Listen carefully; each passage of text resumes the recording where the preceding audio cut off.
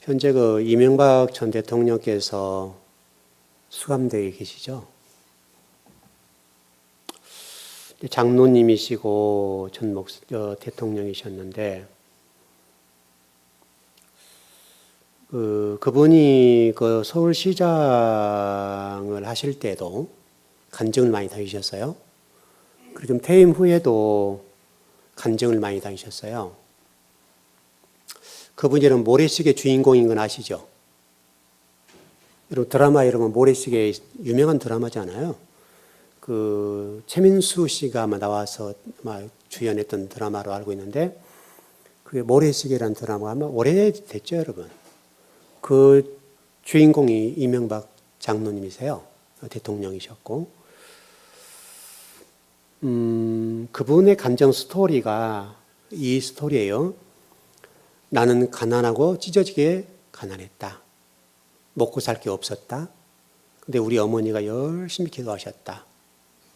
그 기도의 덕분으로 내가 서울 현대가에서 회장도 됐고, 또 돈도 많이 벌었고 명예도 얻었고, 그 다음에 서울시장도 됐고, 그리고 대통령도 됐다. 이게 스토리예요. 그분의 간증 스토리가 그렇게 되고, 그분의 그 부인이셨던 김윤옥입니까? 그렇죠. 그분도 간증을 다니셨어요. 우리나라뿐만 아니라 두 분 다 해외로 다니시면서 간증을 했어요. 성공신화의 산증인이죠. 그러면 우리 좀 생각을 해봐야 돼요. 이분이 이런 성공신화적인 인물이 되었는데, 그분의 신앙은 예수님을 믿으면 이렇게 성공하게 해주신다. 이게 스토리죠. 그렇게 해서 그분이 대통령이 된 이후에도 성공의 가도를 달리고, 퇴임 후에도 또 여러 교회에 다니면서 간증 집회를 했어요. 많이 다니셨어요. 해외로 다니시고, 또 국내에서도 마찬가지고, 수많은 교회에 다니시면서 하나님이 내가 이렇게 찢어지게 가난하고 이렇게 못 먹고 살았는데 우리 어머니가 열심히 기도해 주시고, 또 하나님께서 저에게 복을 주셔서 서울시장도 되고 현대가에서 회장도 되고 성공한 사람도 되고, 여러분 현대가에서 여러분 성공 신화를 이루었잖아요. 여러분 입지전적인 인물이잖아요. 그것 때문에 여러분 다스라는 것도 이렇게 이루어진 것들이고, 그 다음 대통령까지 되고 대통령 퇴임까지 되고, 이렇게 하는 나에게 복을 주셨습니다. 여러분 예수님 잘 믿으세요? 그럼 하나님이 복을 주신답니다.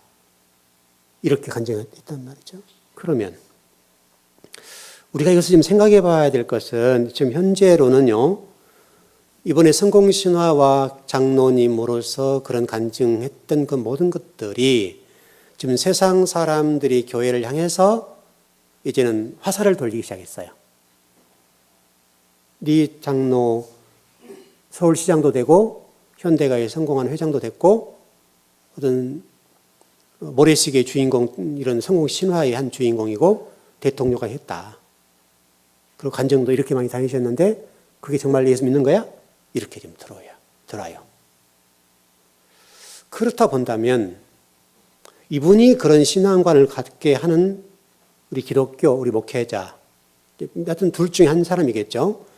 우리 목회자가 만약에 그런 식으로 그분의 신앙지를 했거나 아니면 그분이 잘못 받아들이니까 둘 중 하나일 거 아니에요. 그렇죠? 그럼 지금 현재 우리가 보편적으로 볼 때 제가 보는 관점은 성도들이 그렇게 받아들이지 않았을 거라고 본단 말이죠. 누군가는 그렇게 가르치니까 그렇게 이해를 했을 거 아니에요. 어떤 그분이 머리가 똑똑한 분이니까 자의적인 해석은 그렇게 하지 않고 누군가의 신앙 지도를 받았잖아요, 여러분. 여러분 아시는 분이잖아요. 우리가 유명한 설교 대가신데요. 그분이 소속된 여러분 교회 아시죠? 그 교회의 목사님에게 아주 우리나라 설교학의 대가라고 하는 그분의 설교를 듣고 신앙을 지도를 받았단 말이죠.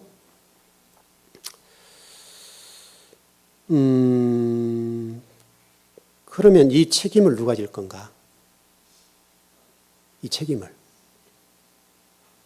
누가 져야 되죠, 여러분? 사실은 심각한 얘기죠. 우리가 기독교를 이해할 때 어떻게 이해할 것이냐 문제인데, 기독교를 이해했던 그분은 그렇게 배움을 받고 그대로 산 거죠. 그래서 지금 만약 그 일이 없었다면, 지금 이런 사건이 없었다면 그분은 세상 속으로 얘기하면 성공의 신화가 된 거죠. 그런데 이제라도, 과정은 어떻게 될지 모르지만 이제라도 본인이 생각할 때 이게 기독교가 잘못된다라고 하는 것을 깨닫게 됐으면 좋겠는데, 그렇게 깨달을 가능성이 많이 안 보이거든요. 왜냐하면 그렇게 지금 신앙생활이 뭔지를 그렇게 배웠고 인지하고 있고, 그렇게 누군가의 가르침을 당했기 때문에, 수십 년 동안에 그렇게 가르침을 당했기 때문에 그게 바꿀 일은 없단 말이죠. 여러분, 이 기독교가 지금 이렇게 우리를 신앙 지도를 했기 때문에 그분뿐만 아니라 수많은 우리 기독교계 인물들이 그와 똑같잖아요, 여러분. 여러분, 그분만 그런 게 아니죠.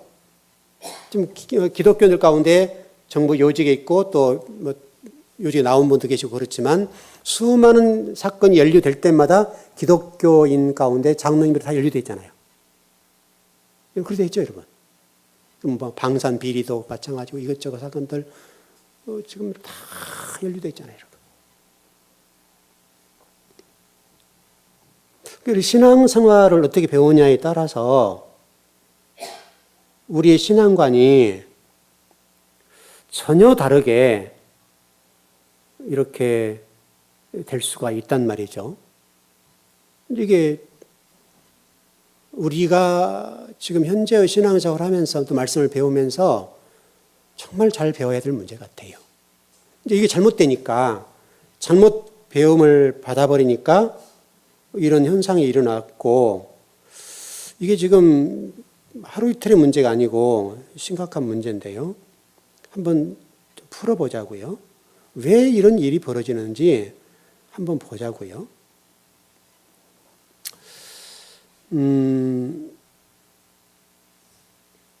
여러분과 제가 이 문제를 좀 심각하게 받아들이고, 이제라도 한국 교회가 기독교라고 하는 것이 예수님 믿으면 이렇게 된다라고 가르쳤던 어떻든 기복신앙적인 그 신앙관과 잘못된 신앙을 가르쳤던 어떤 우리 교회들이 이제라도 좀 돌아섰으면 좋겠다.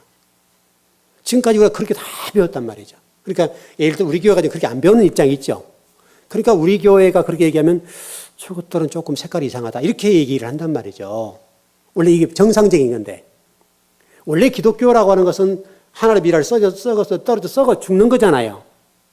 그게 기독교의 핵심이잖아요, 여러분, 실질적으로. 나중에 제가 여러분 계시록 공부할 때 그거 공부해 드렸습니다만은, 오늘도 조금 거기까지 나가지는 못하는데, 등잔대와 더불어서 여러분 뭐예요? 달란트 비유 있죠, 여러분? 달란트 비유. 달란트 비유가 5달란트, 2달란트, 1달란트의 문제 있잖아요. 여러분, 1달란트는 땅에 묻었다고 그랬죠. 그래서 이 한 달란트 맡은 사람을 뭐라고 그래요, 우리가? 어떻게 여러분 해석을 하고 배웠어요? 지금까지? 악한 종이라 배웠잖아요. 그렇게 지금 배웠고, 그 다음에 5달란트 맡은 자는 5달란트 남겨서 10달란트 됐고, 그 10달란트 받은 자에게 주라 그러잖아요. 1달란트를. 그렇게 됐잖아요. 그런 것도 그렇고, 이 1달란트라고 하는 것이 도대체 뭐를 얘기하고 있는지를 우리가 모른단 말이에요, 지금. 그동안에 우리가 설교되었던, 성경을 배웠던 이런 것들 가운데 1달란트가 도대체 뭐냐. 우리 이게 재능의 문제잖아요, 이게. 재능을 1달란트를 주었는데 그 재능을 제대로 못했다는 얘기잖아요, 지금. 그렇게 알고 계시죠? 그래서 너에게는 5달란트, 너는 3달란트, 2달란트, 너는 1달란트, 이렇게 됐는데 너는 왜 그 재능을 이렇게 썩혀? 하나님 위해서 일을 해야지. 이거잖아요, 여러분. 그러니까 우리가 성경을 그렇게 배우니까 이게 심각해진 거죠. 제가 지금 열어보니까요, 우리가 생각하는 것과 너무도 차이가 나요. 이게 1달란트라고 하는 것이, 여러분, 금 1달란트면 여러분 오늘 얼마인 줄 아세요? 돈으로 환산하면? 1달란트가 몇 킬로예요, 여러분? 금 1달란트가 작은 게 아니라니까요, 여러분. 금 1달란트가 몇 킬로일까요, 여러분? 몇 킬로?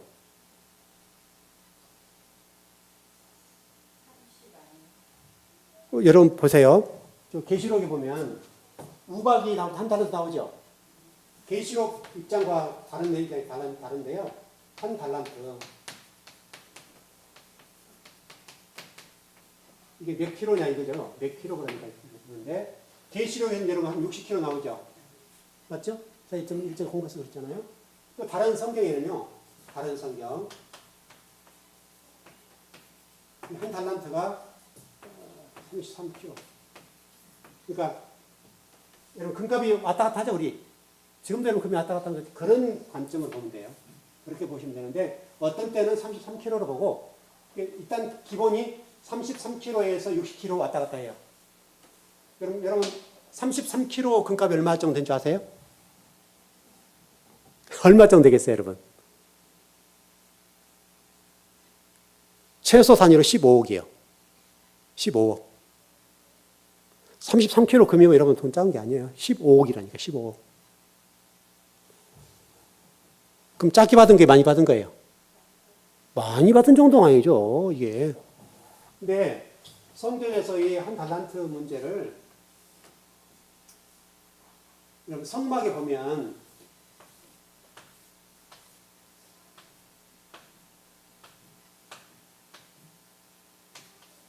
이렇게 돼 있잖아요.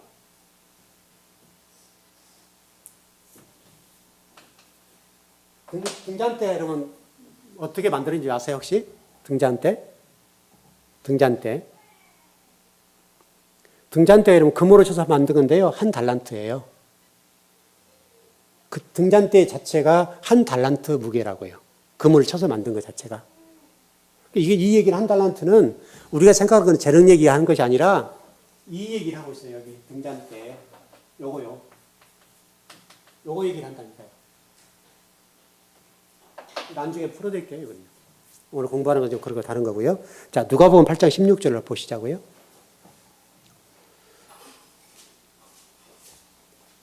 왜 그러면 우리가 기독교가 좀 이렇게 됐는가라고 하는 것을 한번 보자고요.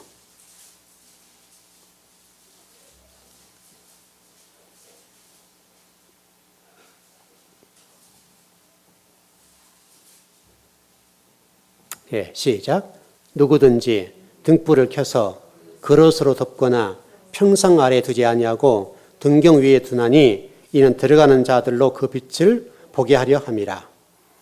여기 지금 앞부분에 보면 등불을 켜서 어디다가 뭐로 덮어버렸다고요? 뭘로 덮었다고요? 그릇으로 덮었다고 그러잖아요. 여러분 그릇이 이게 중요한 단어예요. 일단 간단하게 좀 정리를 해보면 이렇게 보면 돼요. 우리가 지금 제가 지금 성공신화 얘기를 하면서 여러분들에게 이 얘기를 좀 하고 있는 건데 일단 결론만 좀 정리할게요. 그릇으로 뭔가를 덮었다는 얘기잖아요. 이제 이 얘기가 제가 등잔대 얘기를 했는데 이 등잔대에 보면 예를 들어서 이렇게 돼 있잖아요. 여러분 이렇게 돼 있죠? 이렇게 돼 있죠? 이렇게 돼 있다 보고 이렇게 좀 돼 있는데 이렇게 좀 돼 있죠. 여기가 좀 이게 그릇이에요. 이게 대접지향 할 때 나오잖아요. 대접이잖아요. 이게 대접 위에 지금 이게 7등대가 있는 거죠. 등불이 있는 거죠. 그러니까 그거를 어떻게 했다고요? 지금 저걸 어떻게 해버렸다는 거예요? 덮어버렸다는 얘기잖아요. 그렇죠? 덮었다는 얘기죠. 이게 무슨 얘기냐면 이게 달란트 비유 얘기를 지금 하고 있는 건데요. 이 빛이 창세기 우리 1장 3절에서 보면 하나님이 혼돈과 공허 가운데 빛이 있으라 하신 빛이 있었죠. 그게 오르잖아요. 오르. 그렇죠? 이게 오르라고 하는 건 뭐냐면 요게 오르고요. 요게 마예요. 마오르 할 때 이건 마오르예요. 이게 그릇 포함된 그러니까 오르와 마오르 다르죠, 여러분? 오르가 영어라고 한다면 이게 빛이죠. 이게 마라고 하는 건다면 마오르 이렇게 되거든요. 이게 등불이라고 해요. 등잔대인데 지금 여기 덮어버린 거죠. 덮어버리니까 이게 다 덮은 성소가 빛이 있어요, 없어요? 성소가 다 어두워졌죠, 성막에. 덮어버리니까 빛을 대접장에 가서 다 없애버리잖아요. 꺼버리잖아요. 그러니까 여기서 이게 덮었다는 말은 무슨 얘기냐면 하나님 말씀이 진리를요, 감춰버렸다는 얘기예요. 나중에 제가 계시록 공부할 때 다 풀어드릴게요. 그러니까 이 성경을 이렇게 자세히 쳐다보면 정말 심각해져 버리죠.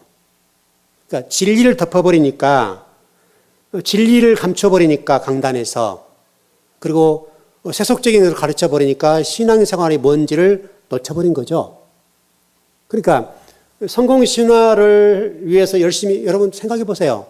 나는 정말 하나님을 믿는 자로서 정말 열심히 우리 어머니가 기도하고 나도 열심히 기도하고 내 부인도 열심히 기도해서 서울시장도 되고 대통령이 돼서 올라갔는데 내가 뭐가 문제야? 이렇게 된단 말이죠. 하나님 복을 주셨다 이거죠.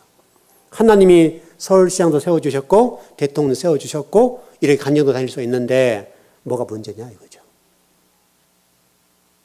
곧 그 얘기는 무슨 얘기냐면 하나님 말씀을 덮어버리니까 진리를 전해주지 못하니까 그런 신앙인이 배출이 된 거죠. 이게 우리 시대의 아픔이에요, 여러분. 그러니까 한 사람이 저렇게 됐네, 이게 나쁜 놈이구나, 이게 대통령이 저렇게 다 해먹었네, 이게 아니라 저도 신앙적인 접근으로 볼 때, 야, 우리 신앙이 잘못 가르치니까 저런 사람이 됐구나, 저런 그리스도인이 이 땅에 세워졌구나, 이게 좀 아픈 얘기네, 이렇게 받아들여야 된다고요. 그러니까 기독교가 잘못 전해져 버리고 진리가 잘못 전해지면 그렇게 사람이 세워질 수밖에 없어요. 그리고 수많은 기독교인들이 국가의 중요한 요직에 들어가서 있다가 감옥 가는 이유들이 다 그 원인이에요. 거기에 하나님의 미랄이 돼서 그곳에서 썩어져서 하나님의 빛을 드러내는 나중에 여러분 결국 저렇게 되는 거거든요. 그러니까 여러분 간단히 생각해서 여러분 열이라고 하는 것은 이게 10달란트, 재능의 10달란트가 많아졌다는 이런 말이 아니라 다시 설명하면 하나님과 우리가 연합돼서 하나가 돼야 된다고 그러잖아요. 여러분 그랬죠? 요한복음에서 하나님과 예수님이 하나가 돼야 된다고 한 것처럼 너도 나와 하나 되고 의인이 된다고 그랬잖아요. 그 하나됨이잖아요. 결국은 그 하나됨을 가는 건데 근데 어떻게 됐다? 결국 1달란트가 돼야 된다는 얘기는 재능적인 5달란트, 2달란트, 1달란트를 얘기 아니라 여기 지금 숫자가 줄어들고 있는 거예요. 그러니까 10계명도 있죠. 5계명, 2계명, 1계명 가잖아요. 맞죠, 여러분? 여러분 이게 10계명 얘기를 하는 거예요. 율법 얘기를 하는 거예요. 네가 열에서 출발해서 이렇게 내려가야 되는데 다시 열에서 오로 내려왔다가 다시 열로 돌아가는 거구나. 이런 식으로 돼서 하나가 되지 못했다는 얘기죠. 하나님과 하나 되지 못했다. 이 얘기를 지금 하고 있는 거예요. 달란트 비유가. 정말 이 달란트 비유가 기가 막히단 말이죠. 그런데 우리는 하나 되기는커녕 하늘 말씀을 잘못 배우니까 주님과 내가 하나 되고 진리와 내가 하나 돼야 되는데 그게 되지 못하고 오히려 율법적인 신앙 안에 기복적인 신앙이 되고 예수님에게 복받고 예수님이 자식이 잘되고 형통하고 하나님이 성공 신화의 준공이 되도 해서 이렇게 복을 주셨다. 그것도 서울시장도 되고 또 대통령이 됐다. 하나님 정말 복 주지 않았냐? 너희도 열심히 신앙생활 해라. 나도 이게 복 받은 것처럼 복 받는다. 간증이죠 이게. 여러분 그렇게 간증하고 다니세요. 여러분 간증 집회 다니면 얼마나 많은 사례비를 받았겠어요. 대통령과 했던 분이니까 그분 인맥 쌓고 이런 것들을 하느라고 또 모시는 교회도 있을 것이고 또 교인과 연결도 시켜줄 것이고 여러분 별 일들이 많이 있었을 거 아니에요. 그 과정 속에 얼마나 간증 집회 가면 사례비를 받는데 한두 푼 받았겠어요? 두둑하게 챙겨오지 않겠냐고요. 다 비행기 다 티켓 제공하고 또 맛있는 음식도 좀 제공하고 좋은 호텔에다가 봉투 두둑하게 주시고 얼마나 좋았겠어요. 여러분 이게 이제 우리 현주소예요. 한국교회 현주소가 이렇게 흘러가고 있다 이 말이죠.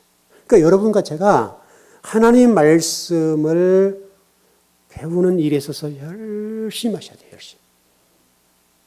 말씀을 못 배워버리면 잘못된 신앙관 속에서 신앙생활을 하고 엉뚱한 좀 표현이 이렇게 해도 될 것 같아요. 엉뚱한 짓하다 하나님 앞에 간다니까요. 평생 동안 하나님을 위해서 일하고 열심히 일하고 살았는데 하나님 관점에서는 엉뚱한 짓하고 왔다. 이렇게 돼버리는 거죠. 왜? 말씀을 모르니까. 아까 덮는다 그랬잖아요. 여러분 성경을 나중에 제가 찾아드릴 텐데 여기 지금 그 평상아리라고 됐죠? 평상이 여러분 아세요? 평상이 뭔지? 평상이 뭐예요? 그렇죠. 그게 평상이잖아요. 젊은 분들은 이해를 못할 텐데 그 시골에 옛날에 이게 그 여름에 나가서 그래서 식사도 하시고 잠도 자고 그런 거 있잖아요. 이건 대나무 같은 걸 해서 아주 좋잖아 이거. 여러분 아시죠 평상. 근데 이 번역이 그렇게 평상으로 됐습니다만 원문을 보게 되면 이게 침대예요, 침대. 침대인데 평상. 왜냐하면 우리나라 개념이니까. 우리나라 성경을 번역할 때 침대가 없었단 말이에요. 물론 개역 개정판 번역할 때는 침대가 있었지만 그때 그 번역한 걸 바꾸지 못한 거죠. 왜냐하면 번역한 자들이 그 번역을 우리나라 맞게 번역을 했을 거 아니에요. 침대 문화가 우리는 없었단 말이에요. 그 침대랑 우리 못 알아듣으니까 평상언어로 번역을 한 거예요. 맞게, 우리나라 맞게. 그래서 지금은 이제 그게 원문은 정확하게는 침대예요, 침대. 여러분, 그게 성경의 침대로 표현된 내용들을 읽어보면요. 정말 심각해져 버려요. 침대에서 어떤 일이 벌어진가를 설명해 성경이 쫙 해놨어요. 구약도 그렇고, 신약도 그렇고. 여러분, 신약 성경 같은 데 보면 침상에 여러분 누워있는 사람, 병자들 누워있잖아요. 그런 얘기. 구약 성경에 보면 침상에서 어떤 무슨 짓을 하는지 다 설명해 놨단 말이죠. 죄악을 행하고 그 침상에서 그런 어떤 죄의 문제를 다루는 문제 침상으로 나와요. 이 침대나 침상 이 모든 것들은 죄와 관련된 얘기들로 연결시켜 나온다고요. 평상 아래 뒀다는 말은 바로 그에 똑같은 얘기예요. 그 죄를 짓는 그 장소 밑에 뒀단 말이잖아요. 그게 얼마나 안 좋은 거예요. 그래서 성경이 그래서 우리가 성경을 제대로 알아야 되고 이해를 바르게 해야 된단 말이죠. 자, 우리가 지난번에 오병이어 공부를 하다가 지금 중단하고 내렸는데 자, 우리 누가복음 16장 28절 31절 한번 보십시다.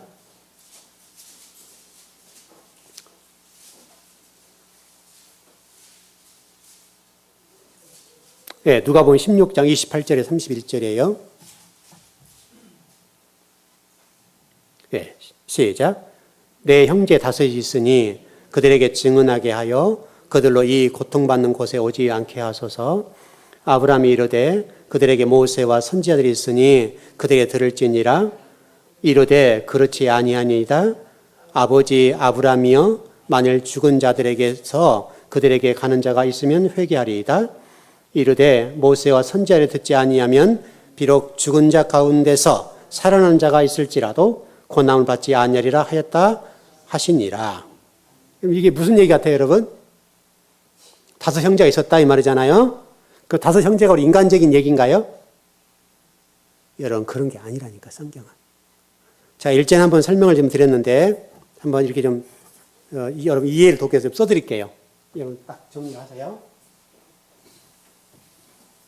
다섯 형제는 인간적인 형제를 얘기하는 것이 아니라 자, 첫 번째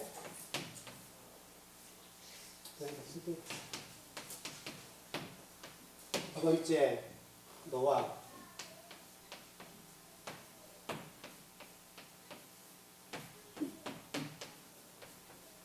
다섯째 다윗, 여섯째 누구겠어요? 여섯째 누구겠어요? 그렇지, 예수님이셔야죠. 일곱 번째는요? 이렇게 보면 되겠죠. 이게 첫째 날, 둘째 날, 셋째, 넷째, 다섯째, 여섯째, 일곱째. 맞죠? 그렇게 되는 거고, 요거는 번제단이고요. 요거는 물두멍이고요. 요거는 떡상이고요. 모세는 분향단, 등잔대. 다윗은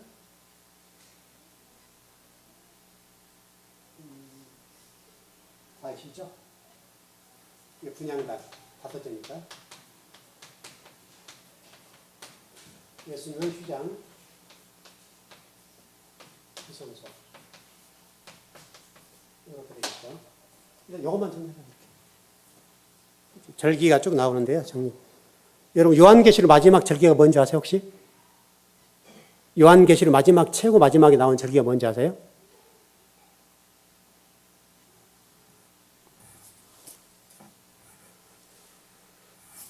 여기 써드릴까요, 그냥?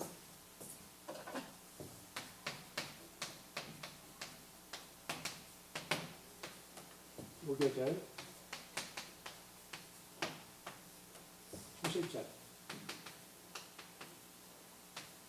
오순절, 나팔절, 속죄일, 장막절. 여러분 계시록의 마지막 절기는 장막절이 나와요. 장막절로 나와요. 일단 이것만 이해해도 성경을 상당히 이해하는 거예요. 기록하셨죠? 기록하신 분들? 들으시면서 기록하세요.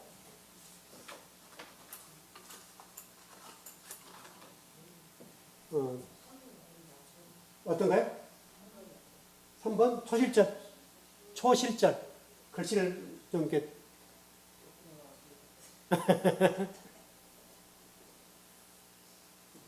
이게 다 설명하려고 한참 걸리고요.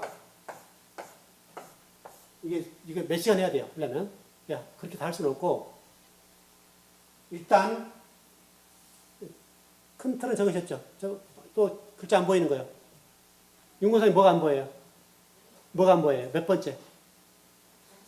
다 있어요. 속죄일 여기 속죄일 장막절. 예수님 휴장이니까 속죄일이잖아요. 그렇죠?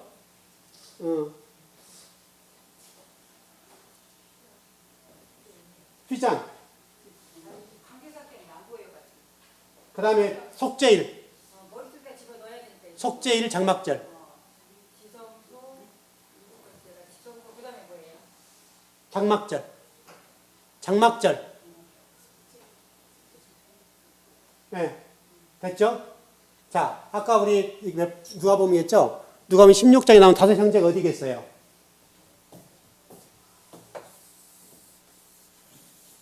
요 얘기를 하는 거고, 여기 다섯 형제 얘기예요. 요게 더 나오고, 모세 오경, 토라도 되겠죠? 모세 오경에서 토라도 되고, 아셨죠? 토라라고 얘기할 수 있어요. 그리고 오병이어 기적할 때 또 오병이라는 말 이 말이고요. 그 다음에 여기 예수님. 요거 아브라함. 약자를 써서 그래요. 아브라함. 여기는 자연이라는 단어도 연결했다고 그러죠. 나라고 자연이라고 연결했다고 그러죠. 그러니까 자, 성경 아까 지금 누가복음 16장에 나와 있는 다섯 형제라고 하는 부분은 요 부분과 얘기하는 거예요. 요거. 다섯 형제가 어땠다는 거예요? 다섯 형제 뭐라고 얘기하죠? 네 형제 다섯이시니 그들의 증언하게 하여 그들이 그 고통받는 곳에 오지 않게 하소서 이렇게 하는 거고 모세와 선지자들로 쭉쭉쭉쭉 설명하잖아요. 그러니까 우리가 그 수가성 여인이 맞나요? 수가성 여인이 그 다섯 남편이 있다고 그랬잖아요. 다섯 남편이라는 얘기는 이 다섯 남편 다시 설명하면 여기가 여섯 번째 남편이잖아요. 그러니까 이걸로는 구원이 안 이루어진다는 거예요. 예수님이 와야 되죠. 그 얘기에서 노아 그 여인에게 너 남편이 아브라함 노아 아브라함 모세 다윗이 네 남편이다 이런 얘기 아니라 무슨 얘기 아시겠죠? 여기 수준에서는 네가 구원을 이룰 수 없다. 네 남편으로 남편이 예수님이라는 남편을 설명하려고 하는 거니까 아셨죠? 그냥 우리 아내 신부대 입장이 이거는 신랑 대신 예수님 입장이잖아요. 그러니까 너 신앙은 여기 머무르면 안 되고 여기까지 와야 된다. 여기까지. 더 나가서 물론 여기까지 나와야 되지만 일단 기본적으로 여섯 번째 예수 그리스도를 통과해야 된다. 그러나 반드시 여기는 통과해야 된다. 아셨죠? 아까 선지자 모세 얘기 나오잖아요. 요 얘기는 이게 순서적으로 보면 선악과 똑같은 거예요. 선악과 얘기고 요거는 반드시 따먹어야 되고 그 다음에 생명나무 이렇게 돼요. 요걸 없이 통과가 안 되는 거예요. 성경이 그런 따먹어 나쁜 놈들 이런 얘기가 아니라니까요. 요거를 얘기하면 율법이라고 하는 것이고 이건 복음이라고 할 수 있죠. 이해되시죠? 구약, 신약 이렇게 보면 되겠죠.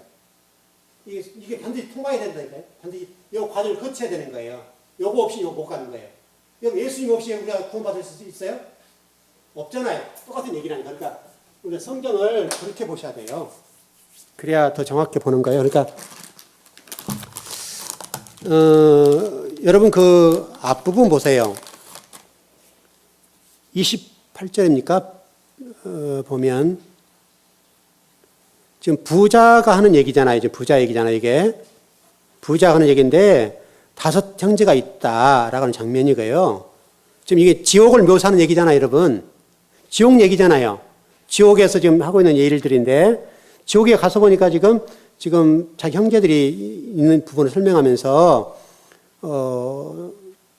쭉 설명하는 거예요. 여기서 지금 나오는 5 형제는 율법이라고 할 수 있겠고 저기 다윗까지 이 과정에서 설명할 수 있겠고 그렇게 할 수 있어요. 여기 지금 31절 읽어봤습니까? 잘 봐보세요. 31절을 한번 이런 봐보세요. 누가복음 16장 31절을 봐보세요. 상당히 해석이 어려워요. 여기서 죽은 자 가운데서 살아난 자는 누구예요?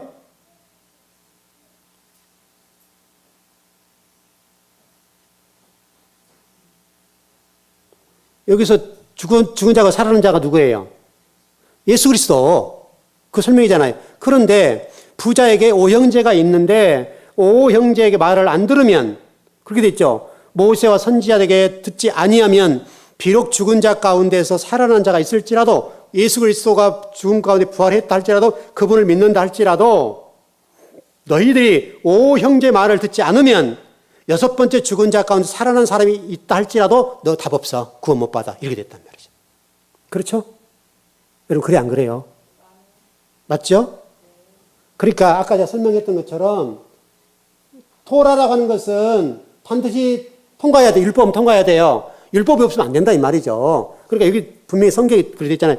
좀 이런 번역이 좀 쉽지는 않습니다. 해석이 어렵습니다만은 너 예수님 십자가에 죽으시고 부활하는 걸 믿는다 할지라도 좀 얘기하잖아요. 5 형제에게 말을 안 들으면 그렇잖아요.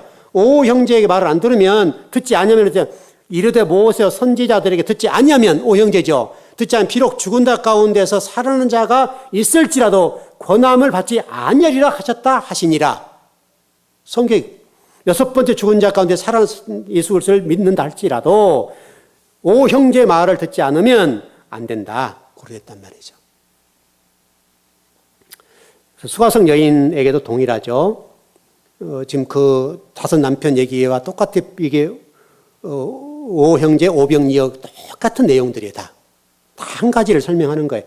5라고 하는 걸 설명하는 거고 그것은 우리가 5째 날은 말씀과 관련됐다 그랬잖아요. 그렇게 지금 설명이 되어 있고 지금 그렇게 성경이 쭉 지금 흘러가고 있어요. 그러니까 그 얘기를 좀 잘 정리를 했으면 좋겠어요. 자, 여기 잘 보셨죠? 아담, 노아, 아브라함, 모세, 다윗, 예수입니다. 요 과정. 나중에 아마 계시록에 가보면 요 부분은 좀 정확히 좀 잘 해드릴게요. 공부를. 이거 다 한 번씩 다르긴 다를 텐데 굉장히 중요한 것이 지금 등잔대예요. 등잔대 저기서. 그게 굉장히 중요해요.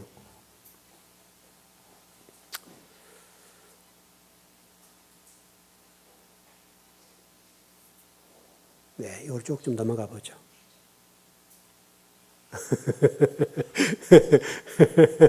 시장. 네.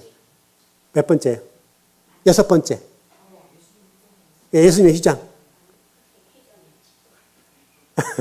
예수님이 그 골고다 언덕에서 이렇게 몸을 십자가 박을 때, 못 박을 때, 목을 박히시되, 여러분 성경이 그냥 찢어지잖아요. 그 얘기예요. 그러니까 그 얘기가 연결되어 있잖아요. 그래서 그걸 속죄일과 연결돼요. 속죄일. 속죄일은 며칠이에요? 속죄일은 언제예요? 이스라엘 절기 가운데? 몇 월 달이에요? 몇 월 며칠이에요? 나팔절은 언제예요? 나팔절. 6월절도 언제죠? 헷갈리죠? 요거는 니산월 14일이죠. 그렇죠? 니산월이 언제겠어요? 우리로 얘기하면 1월. 예? 1월 14일, 우리나라. 무교절은 15일부터 시작되잖아요. 그렇죠? 아, 그러네요. 그래요. 니산월이라니까, 이 니산월. 이게, 우리는 정월 1일, 정월 15일, 14일. 그렇지. 그때를 1월 14일, 우리나라로 얘기하면, 우리나라 달력 1월 14일 날이 6월절이에요. 그리고 무교일 15일이 무교절이고, 나팔절은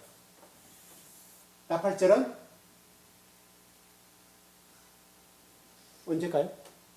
나팔절.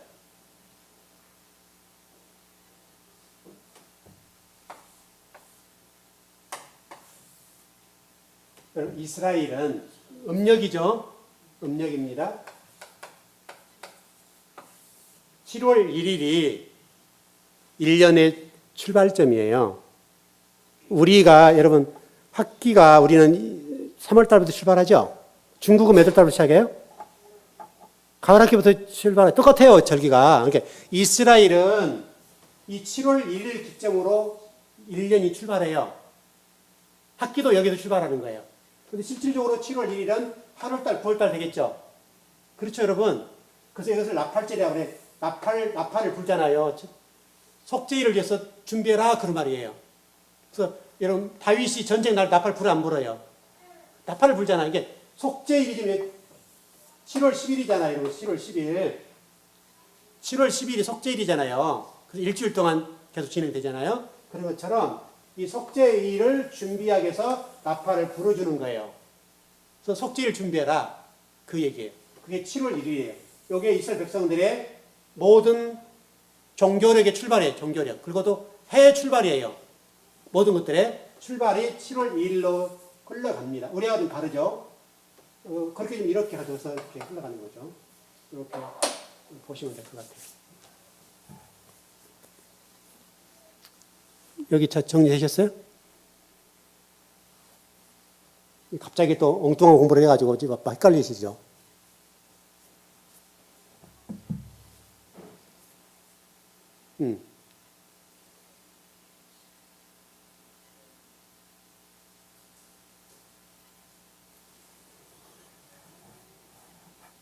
하나하나 다 뜯어서 공부를 해야 되는데 저게 다 하기엔 너무 빠듯하고.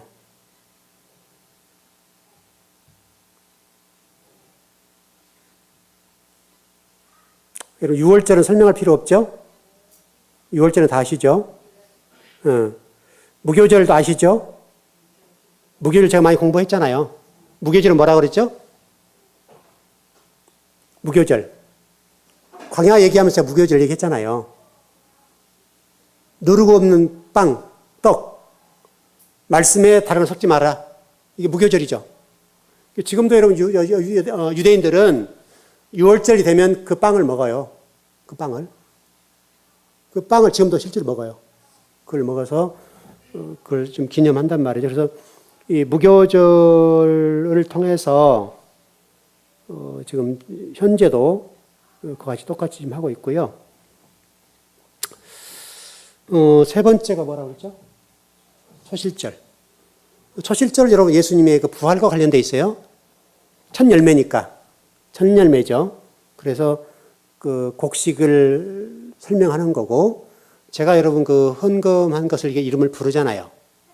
그래서 궁금한 분도 계시던데, 제가 이름을 부르려고는 저는 안 하면 좋을 것 같아요. 근데 원래 이게 흔든다는 개념이에요. 흔들어서 이렇게 올리는 거예요. 향을 올리잖아요.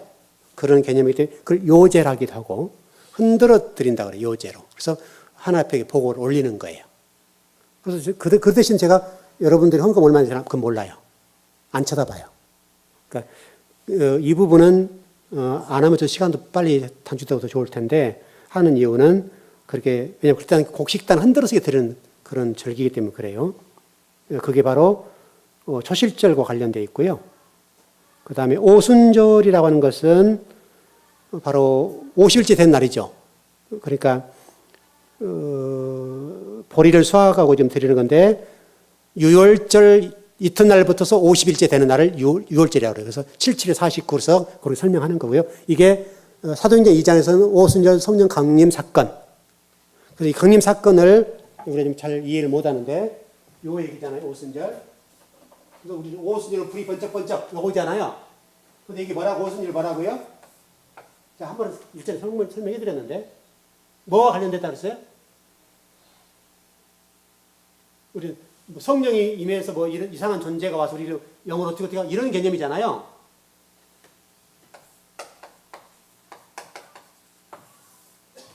말씀이라고요. 말씀과 관련됐다고요. 이상한 것이 아니라 나팔은 제가 조금 전에 설명을 드렸고, 그래서 계시록의 나팔은 굉장히 중요하죠. 계시록의 나팔은 굉장히 중요합니다. 그리고 쭉쭉쭉 넘어가서 그렇게 보면 될 것 같아요. 그 정도만 해도 될 것 같아요. 시간이 거의 다 돼버렸는데.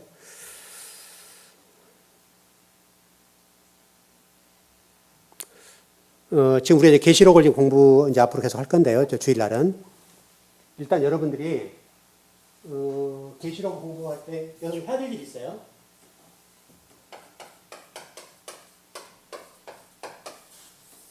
이 부분 23장에서 25장을 여러분 읽어보세요. 또 마가복음도 마찬가지. 마가복음도 이런 그 종말장 있잖아요. 그 부분과 다른 성경은 똑같이 종말 강화에 관련된 23장에 넘어가서 보면 여러분 성경을 펴보시면 성경 안에 여러분 그 뭐죠? 관주 있죠? 관주 있으신 분들은 보면 종말 강화장들이 있어서 찾아보시면 돼요. 또 그렇지 않으면 여러분 그냥 확인해보면 다 나와요. 나오니까 23장과 25장을 많이 읽어보세요. 왜냐하면 그것이 계시록 앞으로 공부할 때 상당히 중요해요. 아까 누가복음 16장도 마찬가지인데 그런 측면에서 굉장히 중요하고요. 앞으로 제가 계시록 열어갈 때 쭉쭉 그런 열어드리겠는데, 자, 하나만 정리하고 마칠게요. 자, 보십시다, 우리. 자, 남편이 예수님인데, 예수님 6번째 남편이죠? 근데, 사람을 며칠 때 창조하시죠? 사람 며칠 때 창조하셨어요? 6일째. 예수님도 지금 6일째잖아요. 그런데 그 계시록 14장입니까? 그게 보면 666이 나와요. 13장 끝에요. 14장이에요. 13장 끝인가? 계시록에 666 13장 끝에 나옵니까? 13장 끝에 계시록? 끝절 보세요. 끝절. 13장에 끝에죠? 끝에 나오죠? 자, 보세요. 예수님도 6. 여기도 6. 사람도 6. 이게 돼 있죠? 이게 성경이 굉장히 신비해요. 반드시 5에서 6으로 넘어가야 되는데, 이 6이라고 하는 것이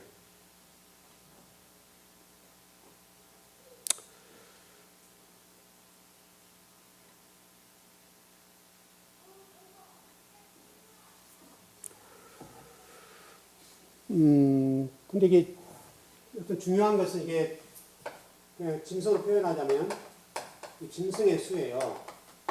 이게 그러니까 사람이 6일째인데 진리를 듣지 못하면 짐승, 사람들에게도 우리가 뭐라고 표현해? 저 짐승 같은 놈 그러잖아요.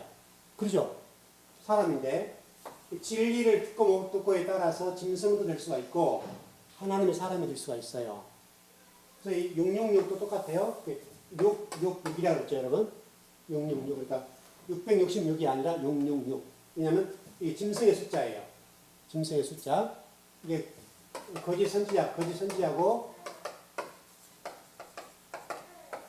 666은 거짓 선지자일 뿐만 아니라 실질적으로 성경도 될 수가 있고 성전도 될 수가 있고 예수님도 될 수가 있어요. 무슨 얘기 아시겠죠? 그러니까 현재 한국교회를 지배하고 있는 성경과 성전과 예수님이시잖아요. 근데 이 성경과 성전과 예수 그리스도가 진리 아닌 관점에서 봐버리면 이게 우상이 되는 거예요. 이 짐승의 숫자가 돼버려요. 그래서 이게 거짓 선자의 관점에서 이걸 합쳐버리면 성경과 성전과 예수님이 우상이 돼버려요. 그래서 무서운 거예요. 그래서 성경 잘못 배워버리면 그렇게 이해하면 될 것 같아요.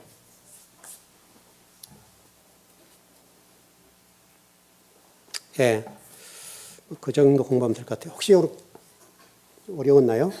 이해가 되시나 모르겠는데.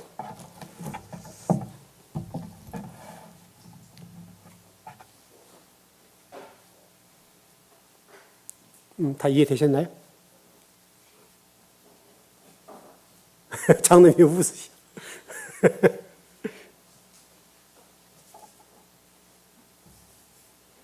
예. 혹시 이해가 안 되면 나중에 계시록으로 공부를 쫙 할 테요. 그때 제가 또 자세하게 열어드릴 테니까 일단 한번 들어보는 거죠. 이렇게 들어보는 거고요. 계시록 공부할 때 쭉 열어보면 왜 이런 공부가 필요했던가를 이해할 거예요. 이걸 모르면 계시록 열리질 않아요. 이런 내용들을. 그래서 이제 계시록 풀어야 되니까 제가 지금 계시록 19장 나가거든요. 19장 나가면 꽤 많이 나간 거고 지난번에 말씀드렸던 80% 이상 이제 풀어내는 건데요. 이제 얼마 안 남았어요.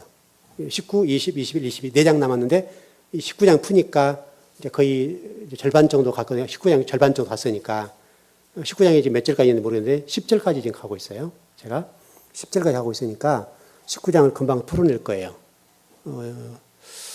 한 4월 달 정도면 19장 다 풀어낼 것 같아요. 4월 달까지. 그렇게 하고 그 다음에 이제 20장 풀어내는 거니까 아마 올해 안에 풀지 않겠다 싶어요. 그렇게 갈 것 같아요. 그러니까 여러분들은 배우면 복이죠. 뭐. 그걸 다 배우면 좋을 것 같아요. 그래서 일단 여러분이 해야 될 것은 이렇게 배울 때 잘 들으는 놓자. 여튼 그때가 다시 공부할 때 다시 되새김질하고 여튼 돌아오게 만들면 되는 거니까요. 제가 이제 주일 오전 예배 공부할 때도 오전에도 설교할 때도 조금씩 열어드리고 또 다시 한번 듣고 이렇게 좀 해드리려고 그래요. 그런 은혜가 있었으면 좋겠습니다. 기도하겠습니다.